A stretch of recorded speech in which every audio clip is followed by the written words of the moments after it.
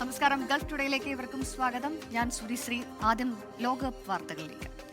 FIFA ലോകകപ്പിൽ Spain Cape Verde പോരാട്ടം സമനിലയിൽ. ഇരു ടീമിനും ഗോൾ നേടായില്ല. വേൾഡ് കപ്പ് ഡെസ്കിൽ നിന്ന് അനിൽ വാസുദേവ് ചേരുന്നു. അനിൽ, കേപ്പ് വെർദയെ സംബന്ധിച്ച് അവരുടെ കന്നി മത്സരമാണ്. ലോകകപ്പ് വേദിയിലേക്ക് ആദ്യമായി മത്സരത്തിനെത്തുകയാണ് കേപ്പ് വെർദെ. പക്ഷേ സ്പെയിനെ സംബന്ധിച്ചിടത്തോളം അത്രയും ജയം അനിവാര്യമായിരുന്ന ഒരു ടീം ഇതൊരു തോൽവിക്ക് സമമായ ഒരു സമനിലയായിരുന്നില്ലേ? തീർച്ചയായും സുരശ്രീ, കേപ്പ് വെർദയെ സംബന്ധിച്ചിടത്തോളം അവരുടെ രാജ്യത്തിന് ഇന്നത്തെ ദിവസം അവർക്ക് ഒരിക്കലും മറക്കാനാവില്ല. കാരണം അവരുടെ ഫുട്ബോൾ ചരിത്രത്തിൽ, അവരുടെ കായിക ചരിത്രത്തിൽ ഏറ്റവും മഹത്തായ ദിനമായി വേണമെങ്കിൽ ഈ ദിവസത്തെ അടയാളപ്പെടുത്താം. കാരണം ലോകകപ്പിന് അവർ ആദ്യമായി എത്തുകയാണ്. ലോകകപ്പ് ചരിത്രത്തിൽ തന്നെ ലോകകപ്പിന് യോഗ്യത നേടുന്ന ജനസംഖ്യ കുറഞ്ഞ അല്ലെങ്കിൽ ഏറ്റവും ചെറിയ രാജ്യങ്ങളിൽ മൂന്നാമത്തെ ആൾക്കാർ എന്ന് വേണമെങ്കിൽ ഈ കേപ്പ് വെർദെ എന്ന ആഫ്രിക്കൻ രാജ്യത്തെ, ഈ ദ്വീപ് രാജ്യത്തെയും നമുക്ക് വിശേഷിപ്പിക്കാം. അവരെ സംബന്ധിച്ചിടത്തോളം ഈ മത്സരത്തിൽ വലിയ ഒരു സ്കോറിൽ തോൽക്കാതിരിക്കുക എന്ന സ്വപ്നം കണ്ട് മാത്രമായിരിക്കും എത്തിയിട്ടുണ്ടാവുക. പക്ഷേ ഈ മത്സരം അവർ അവിസ്മരണീയമാക്കി. ഫുട്ബോൾ ലോകത്തിൻ്റെ മൊത്തം കയ്യടി വാങ്ങിയാണ് ഈ ഫൈനൽ വിസിലിന് ശേഷം ഇപ്പോൾ കേപ്പ് വെർദെ നിൽക്കുന്നത് എന്ന് പറയേണ്ടിയിരിക്കുന്നു. കാരണം മുൻ ലോക ചാമ്പ്യന്മാരായ, നിലവിലെ യൂറോ ചാമ്പ്യന്മാരായ, ഫിഫ റാങ്കിങ്ങിൽ 3-ാം സ്ഥാനത്തുള്ള സ്പെയിനെ പോലെ ഈ ലോകകപ്പിലെ ഏറ്റവും ക്ലിയർ ഫേവറേറ്റ്സ് ആയിട്ടുള്ള സ്പെയിനെ പിടിച്ചു കെട്ടുകയാണ്. അതും ഗോൾ രഹിത സമനിലയിൽ പിടിച്ചു കെട്ടിരിക്കുകയാണ് കേപ്പ് വെർദെ ചെയ്തിരിക്കുന്നത്. ഒരു കംപ്ലീറ്റ് ഡോമിനേഷൻ ആയിരുന്നു മത്സരത്തിൽ സ്പെയിനിൻ്റെ ഭാഗത്തുനിന്നുണ്ടായിരുന്നത്. 74% അവരുടെ ബോൾ പൊസഷനൊക്കെ ഉണ്ടായിരുന്നത് പോലും. പക്ഷേ അവർ 41 തവണയോളം അല്ലെങ്കിൽ 27 തവണ ഗോളിലേക്ക് അവസരങ്ങൾ തുറന്നു. അതിൽ 7 എണ്ണം ഓൺ ടാർഗറ്റാണ്. അങ്ങനെ അടക്കം ഉണ്ടായിട്ട് പോലും ഒരു തവണ പോലും ഗോൾ വല ചലിപ്പിക്കാൻ സ്പെയിൻ്റെ വിഖ്യാതമായ ആക്രമണം നിരക്കാൻ സാധിച്ചില്ല. അതേസമയം കേപ്പ് വെർദെ കോട്ട കെട്ടി നിന്നു എന്ന് തന്നെ ഒറ്റ വാക്കിൽ പറയേണ്ടിയിരിക്കുന്നു. അവരുടെ ഒരു 2 ലൈൻ ഡിഫൻസ് ഇട്ടുകൊണ്ട് മത്സരത്തിലുടനീളം അവരുടെ വിഖ്യാതമായ മുന്നേറ്റ നിലയെ പിടിച്ചു കിട്ടി. അവർ മത്സരം ഒരു ജയത്തോളം പോകുന്ന സമനിലയിൽ എത്തിച്ചിരിക്കുന്നു. സ്പെയിനെ സംബന്ധിച്ചിടത്തോളം അങ്ങേയറ്റത്തെ നിരാശ നൽകുന്ന ഒരു ലോകകപ്പ് ക്യാമ്പയിൻ്റെ തുടക്കം എന്ന് പറയേണ്ടിയിരിക്കുന്നു. അവരുടെ ലമീൻ യമാൽ അടക്കമുള്ള, ഗാവിയും പെഡ്രിയും അടക്കമുള്ള വമ്പൻ താരങ്ങൾ ഉണ്ടായിട്ട് പോലും അവർക്ക് ഒരു ഗോൾ പോലും നേടാനാവാത്തത് അവരെ സംബന്ധിച്ചിടത്തോളം വലിയ നിരാശയായി മാറുന്നതാണ്. അതേസമയം കേപ്പ് വെർദയെ സംബന്ധിച്ചിടത്തോളം അവർക്ക് മറക്കാനാവാത്ത ഒരു മത്സരം അവരുടെ രാജ്യത്തിൻ്റെ ചരിത്രത്തിലെ തന്നെ ഏറ്റവും ഒരു അവിസ്മരണീയമായ ദിനമായി മാറുകയാണ്. ഒപ്പം തന്നെ അവരുടെ ഗോൾ കീപ്പർ വോസിൻഹയെ കൂടി പറഞ്ഞു പോകാതെ പറ്റില്ല. കാരണം ഈ മത്സരത്തിൽ 8ഓളം സേവാണ് വോസിൻഹ നടത്തിയത്. 40-കാരനായ ആ താരം ഈ ലോകകപ്പിലെ തന്നെ ഏറ്റവും പ്രായം കൂടിയ താരങ്ങളിൽ ഒരാൾ. അദ്ദേഹത്തിൻ്റെ വണ്ടർ പ്രകടനമാണ് അവർക്ക് കേപ്പ് വെർദെക്ക് ഈ മത്സരം അവർക്ക് ജയത്തോളം പോകുന്ന ഒരു സമനില സമ്മാനിച്ചത്. സൂര്യശ്രീ, ശരി, ഏതായാലും കന്നി അംഗത്തിൽ തന്നെ കേപ്പ് വെർദെ സ്പെയിനെ ഒരു സമനിലയിൽ തന്നെ കുരുക്കിയിരിക്കുകയാണ്. സ്പെയിനെ സംബന്ധിച്ച് വരും മത്സരങ്ങളെല്ലാം നിർണായകമാണ്. വേൾഡ് കപ്പ് ഡെസ്കിൽ നിന്ന് അനിൽ വാസുദേവാണ് വിശദാംശങ്ങൾ നൽകിയത്. ലോകകപ്പ് ഫുട്ബോളിൽ സൗദി അറേബ്യയുടെ ആവേശ പോരാട്ടത്തിന് ഇനി മണിക്കൂറുകൾ മാത്രം. ഗ്രൂപ്പ് എച്ചിലെ തങ്ങളുടെ ആദ്യ മത്സരത്തിൽ കരുത്തരായ ഉറുഗ്വേയാണ് സൗദി നേരിടുന്നത്. മിയാമിയിലെ ഹാർഡ് റോക്ക് സ്റ്റേഡിയത്തിൽ ഇന്ത്യൻ സമയം പുലർച്ചെ 3:30, സൗദി സമയം പുലർച്ചെ 1 മണിക്ക് മത്സരം ആരംഭിക്കും. അമേരിക്കയിലെ മിയാമിയിൽ എല്ലാവിധ തയ്യാറെടുപ്പുകളും പൂർത്തിയാക്കിയാണ് സൗദി അറേബ്യ ഇന്ന് കളത്തിലിറങ്ങുന്നത്. ഇന്റർ മിയാമിയുടെ മൈതാനത്ത് നടന്ന അവസാനഘട്ട പരിശീലനത്തിൽ കൃത്യമായ തന്ത്രപരമായ നീക്കങ്ങൾക്കും സെറ്റ് പീസുകൾക്കുമാണ് കോച്ച് ജോർജിയോസ് ഡോണിസ് മുൻഗണന നൽകിയത്. ഗ്രൂപ്പ് എച്ചിൽ സ്പെയിൻ, ഉറുഗ്വേ, കേപ്പ് വെർദെ എന്നിവർക്കൊപ്പം സൗദി മാറ്റുരയ്ക്കും. മുൻകാല മത്സരഫലങ്ങൾ ഉറുഗ്വേക്ക് അനുകൂലമാണെങ്കിലും അതൊന്നും മൈതാനത്ത് തങ്ങളെ ബാധിക്കില്ലെന്ന് സൗദി ക്യാമ്പ് വ്യക്തമാക്കുന്നു. പ്രതിരോധത്തിലൂന്നി കളിക്കാൻ തങ്ങൾ ഉദ്ദേശിക്കുന്നില്ലെന്ന് പരിശീലകൻ വാർത്താസമ്മേളനത്തിൽ ഉറപ്പിച്ചു പറഞ്ഞു. ഉറുഗ്വയെ തുടർച്ചയായ സമ്മർദ്ദത്തിലാക്കി പൂർണ്ണ ആക്രമണ ശൈലിയിൽ വിജയം സ്വന്തമാക്കുകയാണ് സൗദിയുടെ ലക്ഷ്യം. കഴിഞ്ഞ ലോകകപ്പിൽ ആദ്യ മത്സരത്തിൽ തന്നെ കരുത്തരായ അർജന്റീനയെ അട്ടിമറിച്ചതിന്റെ വലിയ ആത്മവിശ്വാസം സൗദി ടീമിനുണ്ട്. അന്ന് ചരിത്ര വിജയഗോൾ നേടിയ സൂപ്പർ താരം സാലിം അൽ ദോസരിയാണ് ഇത്തവണ ഗ്രീൻ ഫാൽക്കൺസിനെ നയിക്കുന്നത്. കഴിഞ്ഞ ലോകകപ്പിലെ അമിത ആഘോഷം ടീമിന്റെ മുന്നോട്ടുള്ള പോക്കിനെ ബാധിച്ചുവെന്നും ആ തെറ്റ് ഇത്തവണ ആവർത്തിക്കില്ലെന്നും കോച്ച് വ്യക്തമാക്കി. 2018 ലോകകപ്പിൽ ഉറുഗ്വേയോട് നേരിട്ട 1 ഗോളിന്റെ തോൽവിക്ക് മധുര പ്രതികാരം വീട്ടാൻ കൂടിയാണ് സൗദി ഇന്ന് ബൂട്ട് കെട്ടുന്നത്. മത്സരം തത്സമയം കാണാൻ സൗദിയിലുടനീളം വലിയ സ്ക്രീനുകൾ ഒരുക്കിയിട്ടുണ്ട്. ചൊവ്വാഴ്ച രാജ്യത്ത് പ്രവൃത്തി ദിനമാണെങ്കിലും ആരാധകരുടെ ആവേശം കണക്കിലെടുത്ത് വിവിധ മേഖലകളിൽ ഫ്ലെക്സിബിൾ ജോലി സമയവും അധികൃതർ അനുവദിച്ചു. ഖത്തറിലെ പോലെ മിയാമിയിലും സൗദി അറേബ്യ വൻ അട്ടിമറിയോടെ ചരിത്രം കുറിക്കുമെന്ന പ്രതീക്ഷയിലാണ് സൗദിയിലെ ഫുട്ബോൾ ആരാധകർ. ജലീൽ കണ്ണമംഗലം, 24 ജിദ്ദ. ലോകകപ്പ് വിശേഷങ്ങളിൽ നിന്ന് നമ്മൾ നേരെ പോകുന്നത് പശ്ചിമേഷ്യയിലേക്കാണ്. യുദ്ധം അവസാനിപ്പിക്കാൻ യുഎസും ഇറാനും തമ്മിൽ ധാരണാപത്രത്തിൽ ഒപ്പിട്ടെന്ന് ഡൊണാൾഡ് ട്രംപ്. ഹോർമുസ് കടലിടുക്ക് ഉടൻ തുറക്കുമെന്നും ഇറാനെതിരായ ഉപരോധങ്ങൾ അവസാനിപ്പിക്കുമെന്നും ധാരണ. ഇറാന്റെ ആണവ പദ്ധതിയിൽ ചർച്ച പിന്നീട് നടക്കും. ലെബനോണിലെ വെടിനിർത്തൽ സംബന്ധിച്ച് ഇതുവരെ ധാരണയായിട്ടില്ല. വിഷയത്തിൽ ലെബനോണും ഇസ്രയേലും തമ്മിൽ ചർച്ച തുടരും. ഇറാനുമായുള്ള ബന്ധം മെച്ചപ്പെടുത്താൻ ശ്രമിക്കുമെന്നും നടന്നില്ലെങ്കിൽ ആക്രമണത്തിലേക്ക് തിരിച്ചുപോകുമെന്നും ട്രംപ് അവകാശപ്പെട്ടു. അമേരിക്ക ഇറാൻ സമാധാന കരാറിനെ സ്വാഗതം ചെയ്ത് ഗൾഫ് രാഷ്ട്രങ്ങൾ. കരാറിൽ അമേരിക്കൻ പ്രസിഡന്റ് ഡൊണാൾഡ് ട്രംപിനെ പ്രശംസിച്ച് UAE രംഗത്തെത്തി. പശ്ചിമേഷ്യൻ സംഘർഷം അവസാനിപ്പിക്കുന്ന സമാധാന കരാറിന് അമേരിക്കയും ഇറാനും തയ്യാറായതിനെ വലിയ പ്രതീക്ഷയോടെയാണ് ഗൾഫ് രാഷ്ട്രങ്ങൾ കാണുന്നത്. ഇരു രാജ്യങ്ങളും കരാർ പൂർണ്ണതോതിൽ പ്രാവർത്തികമാക്കാൻ തയ്യാറാകണമെന്ന് UAE ആവശ്യപ്പെട്ടു. സംഘർഷങ്ങൾ അവസാനിപ്പിക്കണം, ഓരോ രാജ്യങ്ങളുടെയും പരമാധികാരത്തെ മാനിക്കണം, ഹോർമുസ് കടലിടുക്ക് പൂർണ്ണമായും തുറക്കണം, കപ്പലുകൾക്ക് സ്വതന്ത്രമായി സഞ്ചരിക്കാൻ കഴിയണമെന്നും UAE ആവശ്യപ്പെട്ടു.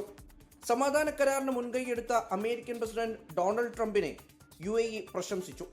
മേഖലയിൽ സ്ഥിരത ഉറപ്പാക്കണമെന്നും UAE പറയുന്നു.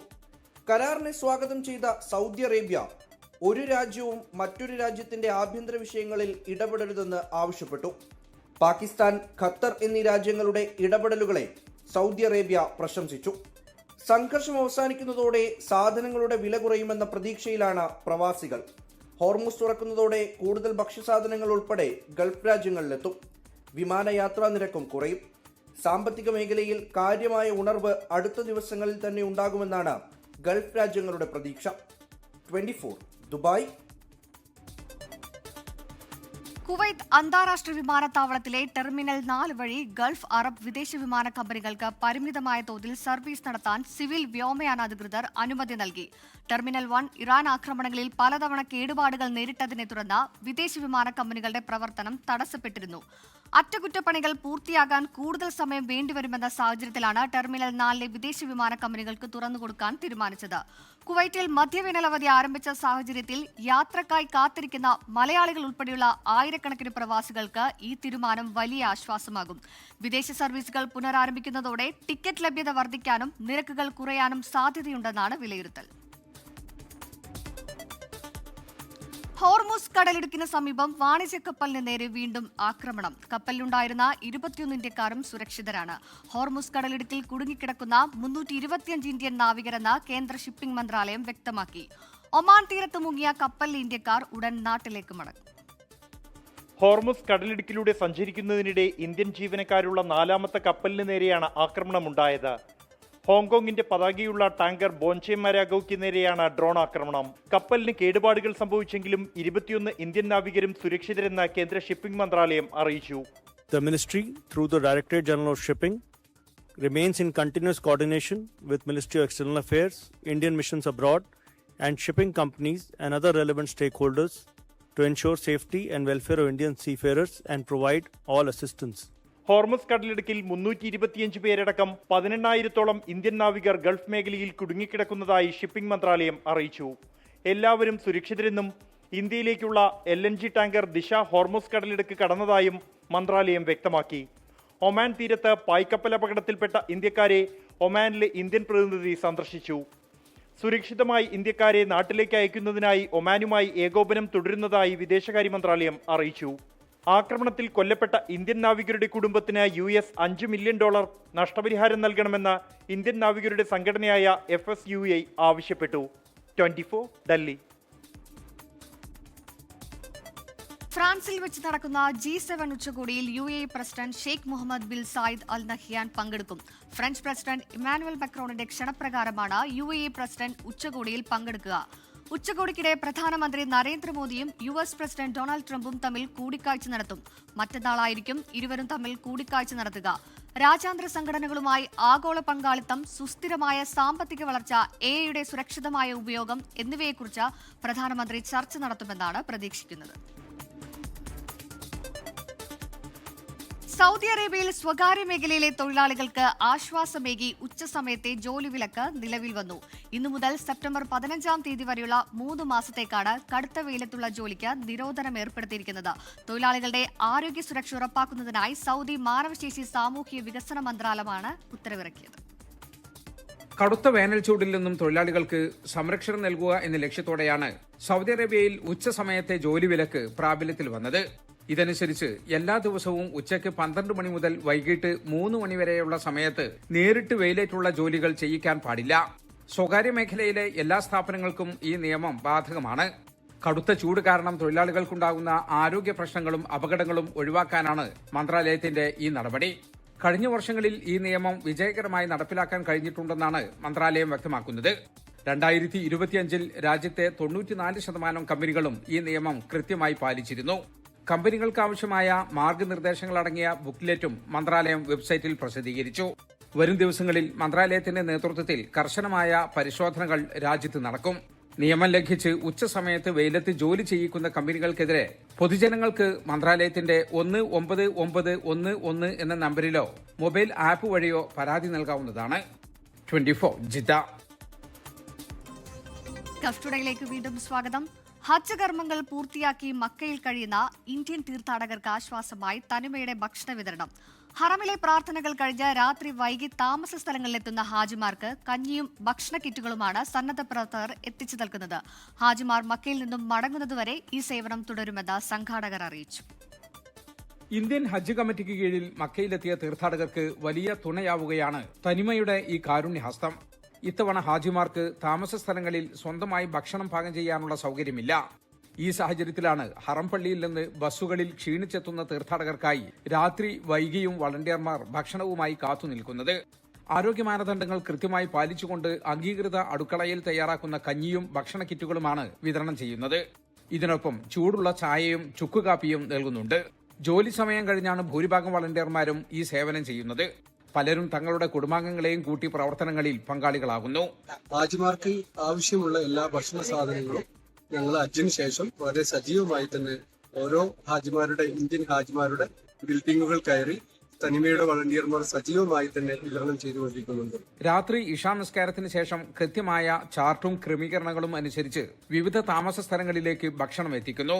മക്കയിലെ 100ഓളം തനിമ പ്രവർത്തകർ ചേർന്നാണ് ഹാജിമാർക്ക് പ്രിയപ്പെട്ട മലയാളി വിഭവങ്ങൾ വിതരണം ചെയ്യുന്നത്. ഒരുപാട് ഹാജിമാർക്ക് കുടിവെള്ളവും അതുപോലെ മറ്റു വഴികളും ബസ്സിലേക്കുള്ള മാർഗങ്ങളൊക്കെ കൊടുത്തുകൊണ്ട് നമ്മുടെ തനിമ വളണ്ടിയേഴ്സ് വളരെ സജീവമായി കൊണ്ട് ഇവിടെ പ്രവർത്തിക്കുന്നു. ഹജ്ജ് ദിനങ്ങളിൽ സൗദി മന്ത്രാലയത്തിന്റെ പ്രത്യേക അനുമതിയോടെ മക്കയിലെ അസീസിയയിൽ ക്യാമ്പ് ചെയ്തും ഇവർ സേവനം നടത്തിയിരുന്നു. ഇന്ത്യൻ ഹാജിമാർക്ക് പുറമെ മറ്റു രാജ്യങ്ങളിൽ നിന്നുള്ള തീർത്ഥാടകർക്കും ഈ കാരുണ്യം തണലായി. ഇതോടൊപ്പം തനിമ മെഡിക്കൽ വിങ്ങിന്റെ നേതൃത്വത്തിലുള്ള സേവനങ്ങളും സജീവമാണ്. ഫ്രൈഡേ ഓപ്പറേഷൻ ഉൾപ്പെടെ ഇന്ത്യൻ ഹജ്ജ് മിഷനുമായി സഹകരിച്ച് ഹറം പരിസരങ്ങളിലും പ്രത്യേക സഹായങ്ങൾ നൽകി വരുന്നു. Jaleel Kandamangalam, 24 Jeddah. New York state office of mental ഹെൽത്തിന് കീഴിലുള്ള സംസ്ഥാന മാനസികാരോഗ്യ ആശുപത്രിയുടെ ചീഫ് നഴ്സിംഗ് ഓഫീസറായി ഡോക്ടർ താര ഷാജൻ ചുമതലയേറ്റു. അമേരിക്കയിലെ നഴ്സിംഗ് നേതാവും മാനസികാരോഗ്യ നഴ്സിംഗ് രംഗത്തെ പരിചയ സമ്പന്നയുമാണ് താര ഷാജൻ. 20-ലധികം വർഷത്തെ മാനസികാരോഗ്യ നഴ്സിംഗ്, ആരോഗ്യ പരിചരണ ഭരണ നിർവഹണം, ക്ലിനിക്കൽ നേതൃത്വം എന്നീ മേഖലകളിലെ അനുഭവ സമ്പത്തുമായാണ് ഡോക്ടർ താര ഈ പദവിയിലേക്ക് എത്തുന്നത്. Northwell health, Montefiore health system, catholic health, New York city health hospitals തുടങ്ങിയ പ്രമുഖ ആരോഗ്യ സംവിധാനങ്ങളിൽ വിവിധ നേതൃപദവികൾ വഹിച്ചിട്ടുണ്ട്. ഓസ്ട്രേലിയയുടെ ഹരിതഭാവിക്ക് പുതിയ ദിശ തെളിയിച്ച വെസ്റ്റേൺ ഓസ്ട്രേലിയയിലെ ആദ്യ സോളാർ പാനൽ റീസൈക്ലിംഗ് കേന്ദ്രത്തിന് നേതൃത്വം നൽകുന്നത് ഒരു മലയാളി സംരംഭകനാണ്. രാജ്യത്തെ 2ാമത്തെ സമഗ്ര സോളാർ റീസൈക്ലിംഗ് സംവിധാനത്തിന് പിന്നിലെ മലയാളി സാന്നിധ്യമായ ഷിബു ജോണിനെ പരിചയപ്പെടുത്തി ചിന്നു ജെറാഡ് തയ്യാറാക്കിയ റിപ്പോർട്ട് കാണാം. വെസ്റ്റേൺ ഓസ്ട്രേലിയയിലെ ആദ്യ സോളാർ പാനൽ റീസൈക്ലിംഗ് കേന്ദ്രത്തിനും രാജ്യത്തെ 2ാമത്തെ സമഗ്ര സോളാർ പാനൽ റീസൈക്ലിംഗ് സംവിധാനത്തിനും നേതൃത്വം നൽകുന്നത് മലയാളി സംരംഭകനായ ഷിബു ജോണാണ്. പെർത്തിൽ പ്രവർത്തനം ആരംഭിച്ച ഈ റീസൈക്ലിംഗ് കേന്ദ്രത്തിന്റെ ഉദ്ഘാടനം സംസ്ഥാന സർക്കാരിന്റെ 17.8 മില്യൺ ഓസ്ട്രേലിയൻ ഡോളറിന്റെ പുതിയ നിക്ഷേപ പ്രഖ്യാപനത്തിനും വേദിയായി. സംസ്ഥാന ഊർജ്ജ മന്ത്രി ആംബർ ജെയ്ഡ് സാൻഡേഴ്സണും പരിസ്ഥിതി മന്ത്രി മാത്യു സ്വിൻബേണും പങ്കെടുത്ത ചടങ്ങിലാണ് 2026-27 സംസ്ഥാന ബഡ്ജറ്റിന്റെ ഭാഗമായുള്ള പദ്ധതി പ്രഖ്യാപിച്ചത്. രാജ്യത്തെ ഏറ്റവും കൂടുതൽ വീടുകളിൽ റൂഫ് ടോപ്പ് സോളാർ സംവിധാനങ്ങൾ ഉപയോഗിക്കുന്ന സംസ്ഥാനങ്ങളിൽ ഒന്നായ വെസ്റ്റേൺ ഓസ്ട്രേലിയയിൽ അടുത്ത വർഷങ്ങളിലായി 1000-കണക്കിന് സോളാർ പാനലുകളും ബാറ്ററികളും ഉപയോഗശൂന്യമാകുമെന്നാണ് കണക്കാക്കപ്പെടുന്നത്. ഇതോടെ അവയുടെ സുരക്ഷിതമായ ശേഖരണം, സംസ്കരണം, പുനരുപയോഗം എന്നിവ സംസ്ഥാനത്തിന് മുന്നിലുള്ള പ്രധാന വെല്ലുവിളികളിൽ ഒന്നായി മാറിയിരുന്നു. ഉപയോഗശൂന്യമായ സോളാർ പാനലുകളിൽ നിന്ന് ഗ്ലാസ്, അലുമിനിയം, സിലിക്കൺ, ചെമ്പ് തുടങ്ങിയ മൂല്യമേറിയ വസ്തുക്കൾ വേർതിരിച്ചെടുത്ത് വീണ്ടും ഉൽപാദന ശൃംഖലയിലേക്ക് എത്തിക്കാനാകുമെന്നാണ് വിദഗ്ധർ പറയുന്നത്. അതേസമയം തെറ്റായ രീതിയിൽ ഉപേക്ഷിക്കുന്ന പാനലുകളിലും ബാറ്ററികളിലും അടങ്ങിയിരിക്കുന്ന ചില രാസവസ്തുക്കൾ പരിസ്ഥിതിക്കും പൊതുജനാരോഗ്യത്തിനും ഭീഷണിയാകാനും സാധ്യതയുണ്ട്. ഇത്തരമൊരു സാഹചര്യത്തിലാണ് സോളാർ മാലിന്യങ്ങൾ ശാസ്ത്രീയമായി കൈകാര്യം ചെയ്യുന്ന ഷിബു ജോണിന്റെ പദ്ധതി സംസ്ഥാനത്തിന് നിർണായകമാകുന്നത്. പെർത്ത് ആസ്ഥാനമായുള്ള cyber computer recycling and disposal എന്ന സ്ഥാപനത്തിന്റെ മാനേജിംഗ് ഡയറക്ടറായ ഷിബു ജോണിന്റെ നേതൃത്വത്തിൽ സോളാർ പാനലുകളിലെയും ഇലക്ട്രോണിക് ഉപകരണങ്ങളിലെയും മൂല്യമേറിയ വസ്തുക്കൾ വീണ്ടെടുത്ത് വീണ്ടും ഉപയോഗത്തിലേക്ക് കൊണ്ടുവരുന്നതിനൊപ്പം ഈ മാലിന്യങ്ങളുടെ അളവ് കുറയ്ക്കുന്നതിനുള്ള ശ്രമങ്ങളും ശക്തിപ്പെടുത്തുകയാണ്. ഓസ്ട്രേലിയയുടെ ഹരിതഭാവി രൂപപ്പെടുത്തുന്ന നിർണായക മേഖലയിലെ ഈ മുന്നേറ്റത്തിന് പിന്നിൽ ഒരു മലയാളി സംരംഭകൻ ഉണ്ടെന്നത് ലോകമെമ്പാടുമുള്ള മലയാളികൾക്ക് അഭിമാന നിമിഷമായി മാറുകയാണ്. Chinu Gerard, 24 Australia. Dubai Al Maktoum വിമാനത്താവളം 2032 പൂർണ്ണമായി പ്രവർത്തനം ആരംഭിക്കും. 13 ബില്യൺ ദിർഹത്തിന്റെ കരാറുകൾ വിവിധ കമ്പനികൾക്ക് നൽകി. വിപുലമായ അടിസ്ഥാന സൗകര്യങ്ങൾ സുസ്ഥിര സാമ്പത്തിക വളർച്ചയ്ക്ക് വഴിയൊരുക്കുമെന്ന് ദുബായ് കിരീടാവകാശി ഷെയ്ഖ് ഹംദാൻ പറഞ്ഞു. ദുബായ് അൽ മക്തൂം വിമാനത്താവളം 2032 പ്രവർത്തനം ആരംഭിക്കാനുള്ള തയ്യാറെടുപ്പിലാണ്. 55 ബില്യൺ ദിർഹത്തിലധികം മൂല്യമുള്ള കരാറുകൾ ഉടൻ വിവിധ കമ്പനികൾക്ക് നൽകും. 13 ബില്യൺ ദിർഹത്തിലധികം മൂല്യമുള്ള കരാറുകൾ നടപ്പിലാക്കിക്കൊണ്ടിരിക്കുകയാണ്. അവസാന ഘട്ടം പൂർത്തിയാകുമ്പോൾ പ്രതിവർഷം 260 ദശലക്ഷത്തിലധികം യാത്രക്കാരും 12 ദശലക്ഷം ടൺ എയർ കാർഗോയും ഉൾപ്പെടുന്ന ലോകത്തിലെ ഏറ്റവും വലിയ വ്യോമയാന കേന്ദ്രമായി അൽ മക്തൂം അന്താരാഷ്ട്ര വിമാനത്താവളം മാറും. 5 സമാന്തര റൺവേകൾ, 2 പാസഞ്ചർ ടെർമിനലുകൾ, 430ലധികം എയർക്രാഫ്റ്റ് സ്റ്റാൻഡുകളുമായി ബന്ധിപ്പിച്ചിരിക്കുന്ന 7 ഇടനാഴികൾ, 430ലധികം എയർക്രാഫ്റ്റ് സ്റ്റാൻഡുകളുമായി ബന്ധിപ്പിച്ചിരിക്കുന്ന 7 ഇടനാഴികൾ എന്നിവ വിമാനത്താവളത്തിൽ ഉണ്ടായിരിക്കും. സംയോജിത ഓട്ടോമാറ്റിക് പീപ്പിൾ മൂവർ സംവിധാനവും വ്യോമ, റെയിൽ, റോഡ് ഗതാഗത ശൃംഖലകളെ ബന്ധിപ്പിക്കുന്ന തടസ്സമില്ലാത്ത മൾട്ടി മോഡൽ കണക്ടിവിറ്റിയും ഇതിൽ ഉൾപ്പെടും. വ്യാപാരം, ടൂറിസം, ലോജിസ്റ്റിക്സ്, അന്താരാഷ്ട്ര കണക്ടിവിറ്റി എന്നിവയ്ക്കുള്ള ഒരു പ്രമുഖ ആഗോള കേന്ദ്രമെന്ന നിലയിൽ ദുബായിയുടെ സ്ഥാനം മക്തൂം വിമാനത്താവളം ശക്തിപ്പെടുത്തും. ദുബായ് സാമ്പത്തിക അജണ്ടയായ D33യുടെ ലക്ഷ്യങ്ങൾ കൈവരിക്കുന്നതിനുള്ള ഒരു പ്രധാന ഘടകമായി അൽ മക്തൂം അന്താരാഷ്ട്ര വിമാനത്താവളം മാറുമെന്ന് ദുബായ് ഭരണാധികാരി ഷെയ്ഖ് ഹംദാൻ വ്യക്തമാക്കി. സാമ്പത്തിക സുസ്ഥിരത ശക്തിപ്പെടുത്തുന്നതിനുള്ള ദുബായ് സർക്കാരിന്റെ തന്ത്രത്തിന്റെ ഒരു പ്രധാന സ്തംഭമാണ് വിമാനത്താവളമെന്ന് Dubai finance director general Abdul Rahman Saleh Al Saleh പറഞ്ഞു. 24 ദുബായ്. ഗൾഫ് ടുഡേയിലേക്ക് വീണ്ടും സ്വാഗതം. സൗദി അറേബ്യയിൽ നാളെ മുഹറം 1 മാസപ്പിറവി ദൃശ്യമായ സാഹചര്യത്തിൽ നാളെ ചൊവ്വാഴ്ച പുതിയ ഹിജ്റ വർഷത്തിന് തുടക്കമാകുമെന്ന് സൗദി സുപ്രീം കോടതി അറിയിച്ചു. ഇന്ന് വൈകുന്നേരം രാജ്യത്തിന്റെ വിവിധ മാസങ്ങളിൽ മാസപ്പിറവി കണ്ടതായി സ്ഥിരീകരിച്ച പശ്ചാത്തലത്തിലാണ് പ്രഖ്യാപനം. പുതിയ ഹിജ്റ വർഷത്തിന്റെ തുടക്കത്തിൽ സൗദി ഭരണാധികാരി സൽമാൻ രാജാവിനും കിരീടാവകാശി മുഹമ്മദ് ബിൻ സൽമാൻ രാജകുമാരനും സുപ്രീം കോടതി നന്മകൾ നേർന്നു. ലോകമെമ്പാടുമുള്ള ജനവിഭാഗങ്ങളുടെ ഐക്യത്തിനും നന്മയ്ക്കും വേണ്ടിയുള്ള പ്രാർത്ഥനയോടെയാണ് സുപ്രീം കോടതി തങ്ങളുടെ പ്രസ്താവന അവസാനിപ്പിച്ചത്. ഇനി മറ്റൊരു ചരിത്ര വാർത്തയിലേക്കാണ്. KSRTCയിൽ സ്ത്രീകൾക്ക് സൗജന്യ യാത്ര ആരംഭിച്ചത് ആഘോഷമാക്കി INCAS Dubai state committee. Cake മുറിച്ച പ്രവർത്തകർ പദ്ധതിയെ സ്വാഗതം ചെയ്തു. സ്ത്രീകളുടെ ഉന്നമനത്തിനായുള്ള പ്രവർത്തനങ്ങൾ സർക്കാർ തുടങ്ങണമെന്ന് ഇൻകാസ് ആവശ്യപ്പെട്ടു. ബസ് ഓർഡിനറി, തീരുമാനം എക്സ്ട്രാ ഓർഡിനറി. ചരിത്ര പ്രഖ്യാപനമെന്നാണ് ഇൻകാസ് ദുബായ് സ്റ്റേറ്റ് കമ്മിറ്റി സ്ത്രീകൾക്കായുള്ള KSRTC സൗജന്യ യാത്രയെ വിശേഷിപ്പിച്ചത്. തെരഞ്ഞെടുപ്പ് വാഗ്ദാനമായി സൗജന്യയാത്ര പ്രഖ്യാപിച്ചപ്പോൾ നടപ്പാക്കാനാവില്ലെന്ന് പലരും പ്രചരിപ്പിച്ചു. എന്നാൽ അധികാരത്തിലേറി 1 മാസത്തിനകം സർക്കാർ വാക്കുപാലിച്ചതായി നേതാക്കൾ പറഞ്ഞു. ഇൻകാസ് വനിതാ സെക്രട്ടറി ജിൻസി മാത്യു ആഘോഷ പരിപാടി ഉദ്ഘാടനം ചെയ്തു. 60% വരുന്ന കേരളത്തിലെ സ്ത്രീകളെ ചേർത്തു നിർത്തുന്നതാണ് സർക്കാർ തീരുമാനമെന്ന് ജിൻസി മാത്യു പറഞ്ഞു. വളരെ അഭിമാനം തരുന്നൊരു നിമിഷമായിരുന്നു സ്ത്രീകളെ സംബന്ധിച്ചും. നമുക്ക് UDF സർക്കാരിൻ്റെ ഒരു വലിയ വിജയമാണ്, ടീം UDFിൻ്റെ ഒരു വലിയ വിജയമാണ് ഇത്. സ്ത്രീകളുടെ ഒരു വലിയ പിന്തുണയാണ് വരും വർഷങ്ങൾ UDFിന് കിട്ടാൻ പോകുന്നത്. അതിൽ നല്ല അഭിമാനം ഉണ്ട്. പ്രസിഡന്റ് റഫീഖ് മട്ടന്നൂർ അധ്യക്ഷത വഹിച്ചു. ഈ പരിപാടി വളരെ ക്രിയാത്മകമായി, വളരെ പ്രാക്ടിക്കലായി കർണാടക ഗവൺമെൻറ് നടപ്പിലാക്കിയതിൻ്റെ അനുഭവമായിട്ടാണ് ബഹുമാന്യനായ ശ്രീ രാഹുൽജിയും കെ സി വേണുഗോപാൽ പോലുള്ള ഈ നയപരിപാടിയുമായി മുന്നോട്ട് പോയത്. അതുകൊണ്ട് തന്നെ ഈ 18-ാം തീയതി ആകുമ്പോൾ മാത്രമേ നമ്മുടെ വി.ഡി. സതീശൻ അവരുടെ മിനിസ്ട്രിക്ക് 1 മാസമാകുന്നുള്ളൂ. അതിന് മുന്നേ തന്നെ ഇത്രയും ജനങ്ങൾ ഏറ്റെടുത്ത ഈ പരിപാടി നടപ്പിലാക്കിയത് ചരിത്രപരം എന്ന് വേണം നാം വിശേഷിപ്പിക്കേണ്ടത്. വർക്കിംഗ് പ്രസിഡന്റ് ബാലൻ പവിത്രൻ, ഭാരവാഹികളായ advocate Raju Daniel, Shamseer Nadapuram, general secretary Baiju Ammanappara, Basheer Naranippuzha തുടങ്ങിയവർ സംസാരിച്ചു. 24 ദുബായ്. ദേശീയ ഐക്യവും സഹവർത്തിത്വവും ഉയർത്തിക്കാട്ടി Abu Dhabi Indian Islamic centre proud of the UAE ആഘോഷ പരിപാടികൾ സംഘടിപ്പിച്ചു. Indian ambassador doctor Deepak Mittal, Lulu group chairman MA Yusuf Ali തുടങ്ങിയവർ പരിപാടിയിൽ പങ്കെടുത്തു.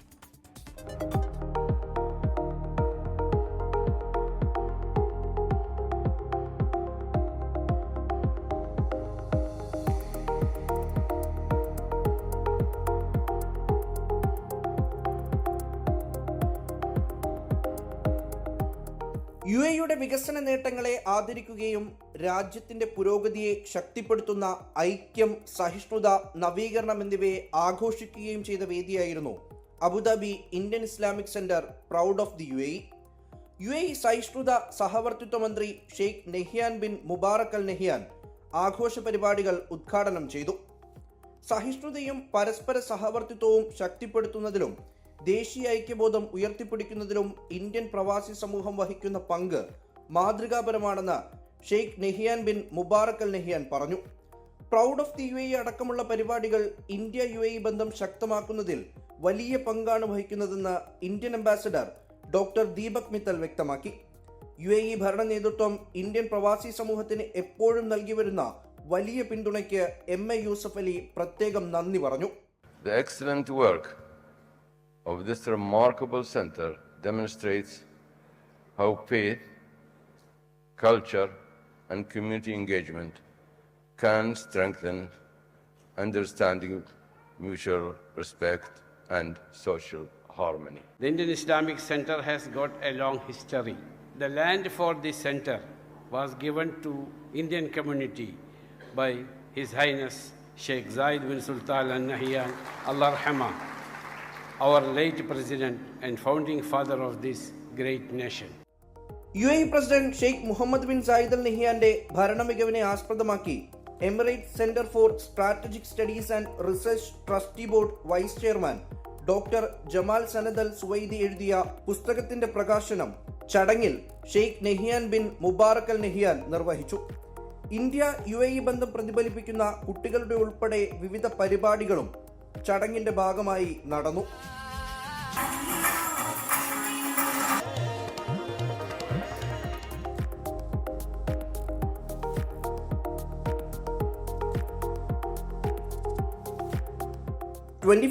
ദുബായ്.